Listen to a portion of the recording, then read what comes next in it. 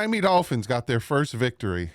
Where do we go from here? Can they turn it around? Why am I talking like this? I don't know.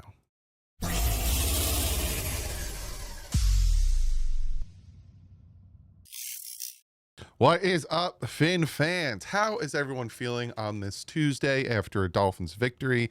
It is bittersweet because Teron Armstead, I was just talking to Teron Armstead. Tyreek Hill is out for the year. I'm going to get into his injuries because Mike McDaniel did meet with the media, so we're going to talk about that. I'm going to talk about the rest of the season. I'm obviously going to talk about the title of the video. Can they turn it around? There's some things we need to talk about. But first, I do have to shout out today's sponsor and the official sponsor of DouglieDoWrong during the football season, and that is Sleeper. Go check them out. Click the link in the description. Use the promo code DDW. Get 100% up to $100 matched. Love the app. Great fantasy app. I love the over-unders or the more or less with every game. They also have the Pick'em League that I have started. Didn't do too great last week, but you will find out, I'm thinking tomorrow or Thursday. I don't know which day I'm going to put out my Pick'em video, but go check them out. So, real quick, let me give you an update.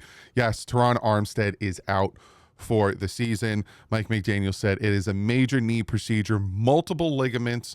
Our focus as a team is to support him. As a team, we are supporting our teammate. Yeah, I tweeted it out, and I even told you guys, depending on when you watched, I released the video at like 1 o'clock, that from what I was hearing, that it could be career-ending injury because the type of dislocation, again, a doctor hit me up on Twitter, to the type of dislocation that he got in his knee, you tore.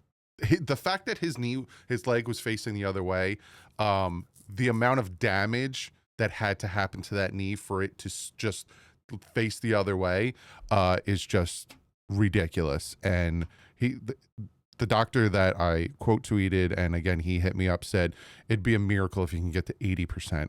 So this might be career threatening for Teron why do I got Teron on my mind? Because me and him are working on something that is going to be coming out.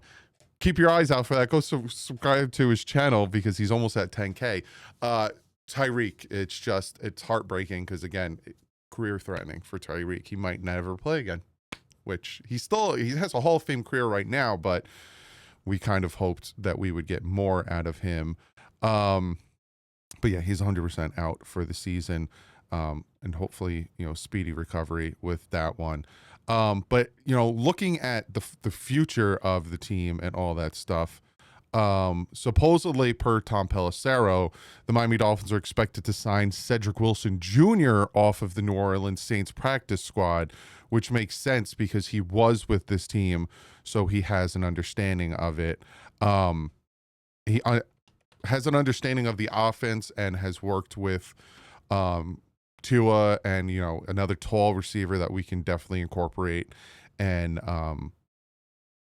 help this team. So, again, Dolphins are bringing in Cedric Wilson Jr. off of the Saints practice squad, which definitely is going to help. But, Tyreek Hill is in high spirits. We heard from Drew Rosenhaus and all that stuff. So, it's good to hear that he's doing well. It just really sucks that it happened in a game that we lost. Like, absolutely really sucks. But let's talk about the future. Let's talk about kind of, can they turn this around? Now, some of the things that I watched last night, there were some good. Now, the offensive line played okay. And again, they faced a defense that isn't good in the New York Jets, but they played okay. Now, I will have the film breakdown probably later tonight on the Patreon. You know what? This is what I'm going to do. I'm going to make the film breakdown. I'm going to release it on YouTube.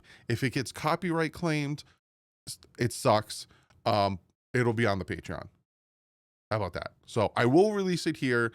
If it gets copyright claimed and taken down, then it's definitely on the Patreon. So I'm still going to do a film breakdown tonight because I want to break down a few things, which it's going to be so much harder because of the NFL.com change their format. So it takes me even longer to do it, but I'm going to do it. But the offensive line looked better, but again, it was against inferior defense.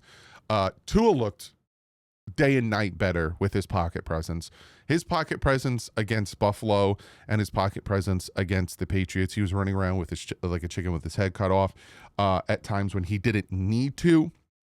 So, he definitely got better at that. He felt more comfortable. A lot of times he would evade the pressure, roll out to his left or right, was making great throws, rolling out from his left or right. They really incorporated crossing routes and stuff like that. So it's much better that I saw on the offense. Now, there was the whole debate and discussion was Frank Smith calling plays. From what I found out, he wasn't. It was still Mike McDaniel calling plays. And you kind of saw it, especially when we got the strip sack. We started on their 46, and then he threw it. One of them was an end around, but he had an end around and a bubble screen, and then a nice pass that was brought back because of a Larry Borum holding. But he still continues to back away or try to be cute instead of just running the ball, put Ollie Gordon in, go in I formation, go in pistol, even go in shotgun, spread your receivers, force the defense to spread out. And this is what I don't understand.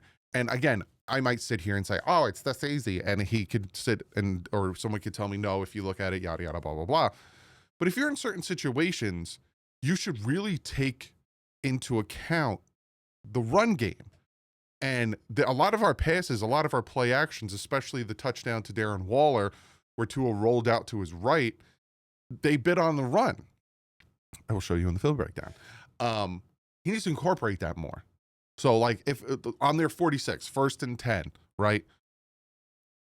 3 receivers, 1 tight end, have them wide, go in the shotgun with Devon Achane or Ollie Gordon, whoever you want back there. And if you notice that the defense is crowding the line and leaving a receiver open or giving them a cushion, throw a quick slant like we did with Tyreek Hill with a comeback. I think it was like a 6 or 7 yard comeback on 3rd or 4th down. No, 3rd or 2nd down. That got us the 1st. If they don't and they respect our pass game and they, spread out their defense, you run it up the middle. It's a style. I don't know. Again, it could be a style of RPO or not.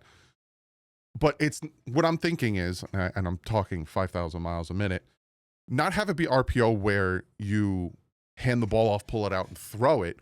Have Tua read it. You know what I'm saying? Okay, I see their defense is spread out. Have hand signals.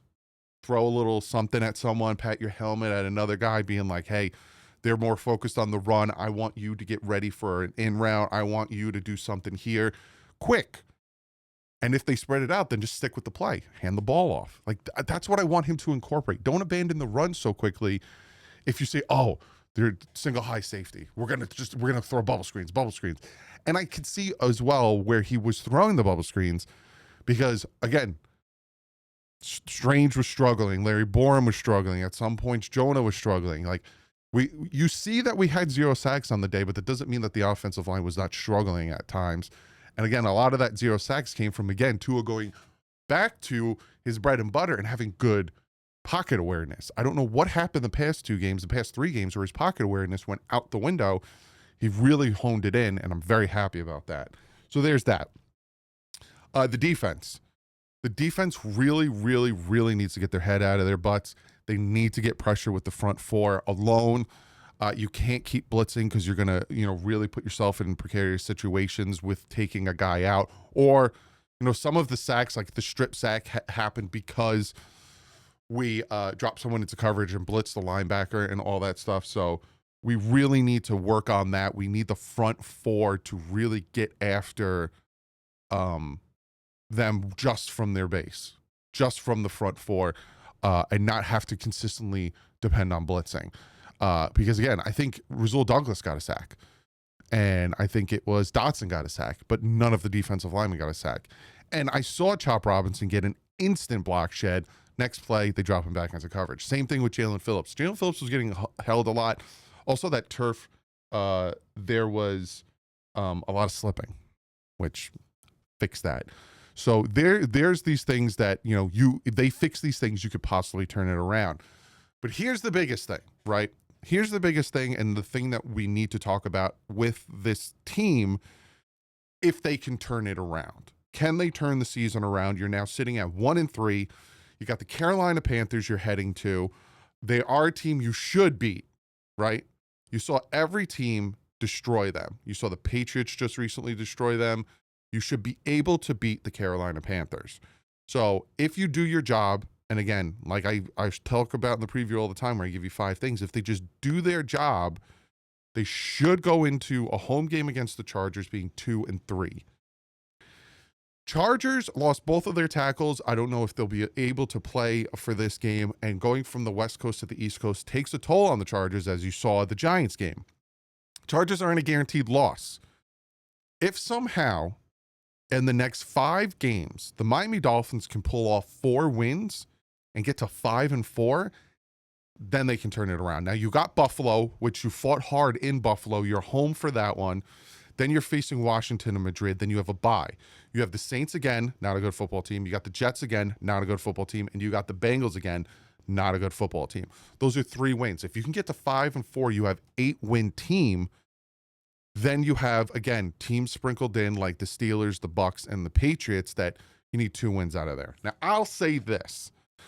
Me sitting here right now, watching what I saw from the Jets game last night, and thinking back to it and how the defense was playing, I don't have much faith that this defense can stop the Chargers, can stop the Ravens, the Bills, the Washington Commanders, the Steelers, the Bucks. I think that's 6 losses there instantly on top of the already 3, that's 9 losses. So in my opinion, the best case scenario, they're an 8-win team, which then again puts you in the middle of the pack on draft picks. But again, if you want a player, just go up and get them.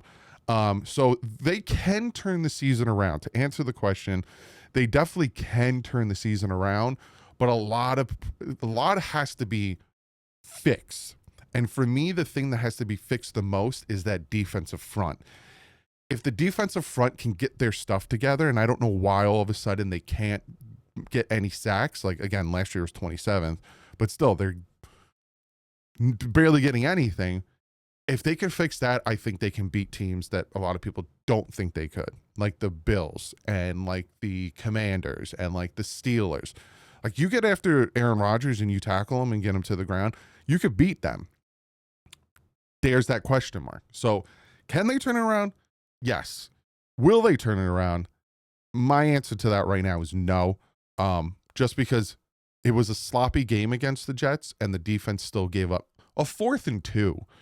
And you allow Justin Fields to run in a touchdown on a 40-something yards, So the defense scares the crap out of me.